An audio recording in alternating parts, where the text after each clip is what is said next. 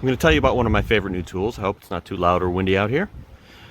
This is the Solder It, let's call it a heat gun. That's a bit of a stretch to call it a heat gun, but it serves a similar purpose.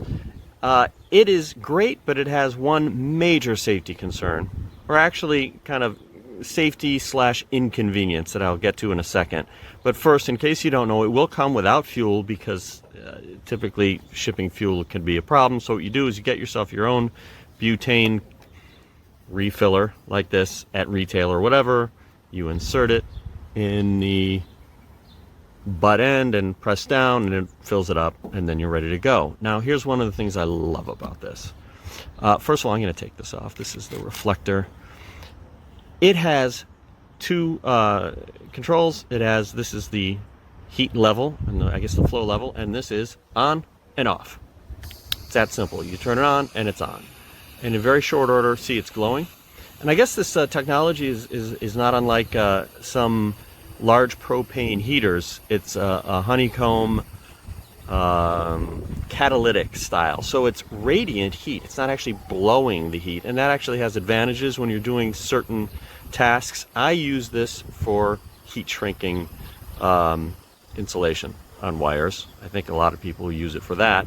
Now this deal here, I'm going to turn it off so I don't burn myself, is like a reflector. So what's happening is you use it to it reflects some of the heat back, and you can do the entire wire without necessarily going all the way around it, which is a benefit. I actually like it because it also blocks some of the heat. It's one of the reasons I was willing to use this for a heat shrink butt connector on my old car. It's like 40 years old, just without too much fanfare.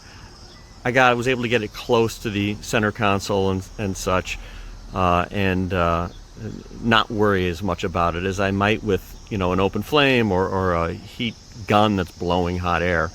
So one of the things I found that's an advantage to this over other butane options, especially like a regular lighter, is this doesn't seem to discolor heat shrink tubing. Like if you're doing white heat shrink tubing, if you've ever used like a regular lighter, just a flickering flame, it for one thing, it's hard to use in the wind because it keeps going out, but also it'll discolor it. This doesn't do that. So on one hand, I really like the fact that it's just on and it's off. Compare that with something like this, which is either a regular flame or a jet style lighter, just call it a lighter, where it's like first you got to turn it on and then you got to press down here. It's hard to do with one hand, and then you got your level here. This is either like flame or jet and whatever. But now let's get to the safety concern. Safety concern with this thing is that it is so easy to turn on and off, and it does stay quite hot. Now, great, if you've got that, you can put it down. But what is this thing for? It's for using in the field. Presumably, you're going to throw it in your toolbox.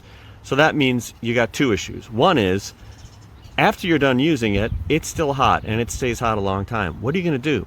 I think it should come with a case. That would be a really good way to fix the two issues I'm concerned about. One is, what do you do with it while it's still hot and it's time to go? And the other is, how do you keep it from turning on in your toolbox or tool bag? Because if it's just in a tray or thrown in with a bunch of other tools, or even in a pocket, if you think about it, if you've got, if you go with the nylon route or whatever, it's just too easy for this thing, I think, being jostled to turn itself on inside a toolbox or tool bag, and you could set the entire